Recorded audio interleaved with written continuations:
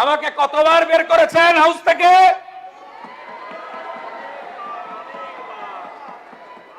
5 বার বের করেছেন। 11.5 মাস বাইরে রেখেছেন। আমি ওখান থেকে দাঁড়ালেই এই বোনেরা সব সামনে এগিয়ে যেতেন, বোনেদের ঢাল তৈরি করা হতো।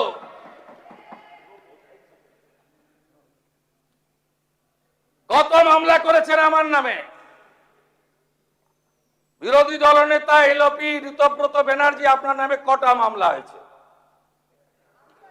টোটাল মামলা হয়েছে আমার নামে 102।